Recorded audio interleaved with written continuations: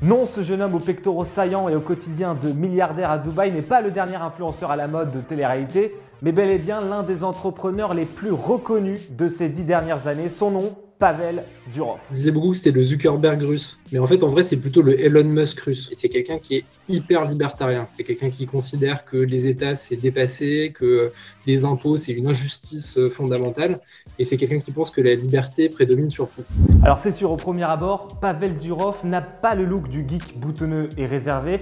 Pavel Durov n'est pas non plus le Zuckerberg européen comme on le dit souvent, car ce n'est pas l'homme d'un seul réseau comme l'entrepreneur américain, mais bien le créateur de deux des plus grandes plateformes de ces dernières années, VKontakte et Telegram. VKontakte, il a cofondé avec son frère, et pour Telegram, c'est son frère qui a conçu le système de chiffrement qui est utilisé par la messagerie. Souvent qualifié de Facebook russe, VKontakte est l'un des réseaux sociaux les plus utilisés en Russie. 73% des internautes locaux y ont un compte et elle permet, comme Facebook, d'avoir sa communauté, de parler avec eux et d'y organiser des événements. Pendant les manifestations monstres contre le pouvoir de Poutine en 2011, les plus grosses jamais organisées depuis la fin de l'ère soviétique, VKontakte a joué les premiers rôles.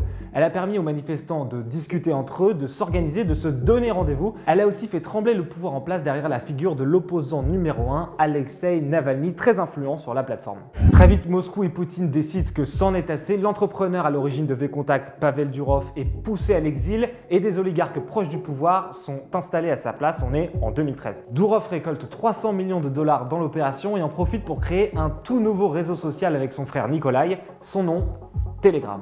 Telegram, c'est un peu l'héritage naturel de VKontakte, une plateforme pour discuter, échanger, s'organiser sans craindre pour ses données personnelles. Durov s'est toujours engagé dans ce sens, quitte à refuser de donner l'identité des principaux opposants russes quand les services secrets du FSB lui demandaient. Le Kremlin fait des demandes de plus en plus insistantes pour bloquer des comptes d'opposants. Et donc là, Pavel Durov va commencer à refuser d'accéder à ces demandes. Il va mettre en scène ce refus de façon un peu caricaturale même par moments, c'est-à-dire qu'il raconte que les policiers sont venus toquer à sa porte, qu'il leur a pas ouvert, qu'il s'est moqué d'eux, qu'il a attendu des heures qu'ils partent, et puis après il poste des messages pour se moquer de la police russe.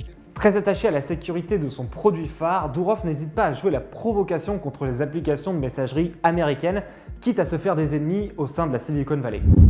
It doesn't matter how many other messaging apps are out there if all of them suck, right? So which ones suck for you? For me and for most of my team, WhatsApp sucked most. Telegram founder says iPhone users are digital slaves. How about that? He's got all the keywords in there to create some heat. La réputation du réseau en prend aussi un coup à cause de ses fréquentations ultra problématiques. C'est sur Telegram que le chef de Daesh, Abu Bakr al-Baghdadi, diffuse ses messages. C'est aussi sur Telegram que le commando du 13 novembre revendique les attaques du Bataclan et des terrasses. À ne vouloir modérer personne, Durov a au final créé un monstre numérique utilisé à la fois par les opposants au régime autocratique, mais aussi par les organisations terroristes. Telegram, c'est l'apologie un peu de la liberté d'expression dans sa version la plus absolue, c'est-à-dire qu'on peut dire tout dessus. On se plonge dans Telegram et quand on l'utilise pour autre chose qu'échanger des messages avec des amis, on tombe très vite sur des choses qui sont au minimum douteuses, au pire complètement illégales, voire dangereuses. Il y a des dérives qui sont non seulement totalement possibles, mais qui sont extrêmement simples à constater. Malgré tout ça, le succès est au rendez-vous. 100 000 utilisateurs dès les premiers mois, près de 500 millions aujourd'hui, mais au final, on ne sait toujours pas qui est vraiment Pavel Durov, naturalisé français, vivant à Dubaï.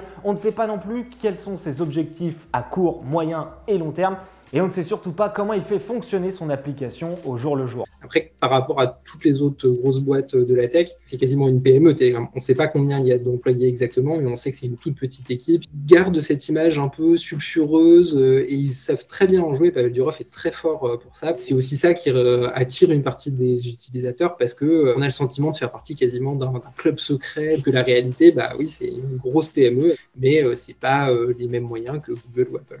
Vous l'avez compris, sa prochaine priorité ne sera pas de révolutionner nos interactions ou de renforcer la modération sur son application, en bon libertarien qu'il est. Non, Pavel Durov a une priorité et elle est on ne peut plus classique, faire valider un modèle économique efficace pour Telegram afin qu'elle lui permette enfin de gagner de l'argent.